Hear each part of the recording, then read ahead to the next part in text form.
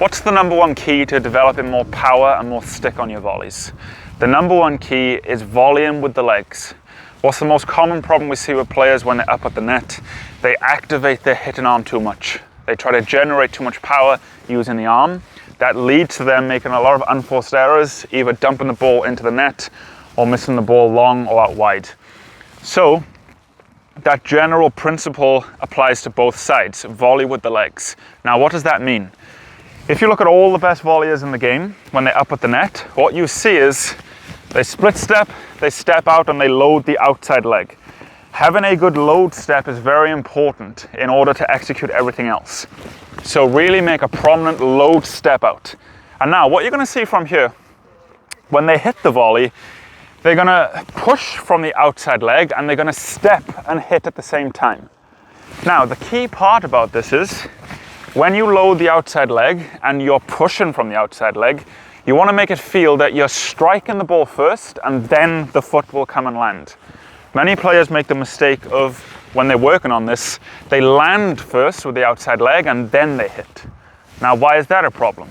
The problem with this is if you land before you strike the ball, most likely you're going to pull the swing down.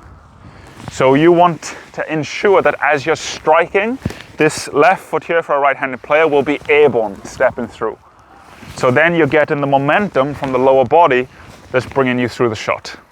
For the backhand side, it'll look the same. So let me just show you.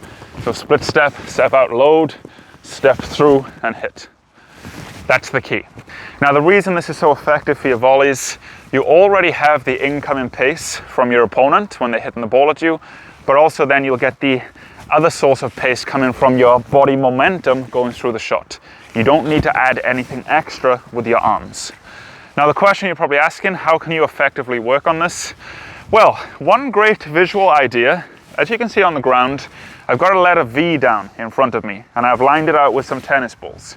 And when you're volleying, always imagine that you have this letter V coming out in front of you. And then what you can do some shadow movements where you do one forehand volley, one backhand volley. And the whole focus point is stage one, step out, load the outside leg, and then step through in a diagonal manner. If you're stepping in a diagonal manner, it allows you to cut the angle that your opponent has. That's also very beneficial. Let me show you one rotation. So it's split step, step out, step through. And we come back, split step, step out, step through.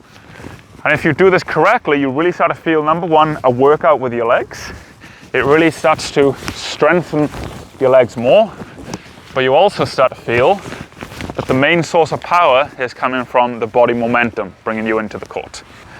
So that's the first drill you can try. You can do it in the shadow swing stage, just going forehand, backhand.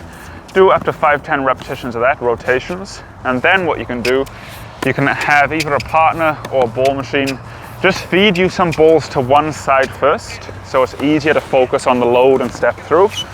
And then you can go 10 on the forehand side, 10 on the backhand side. As you get better at it, then you can start alternating.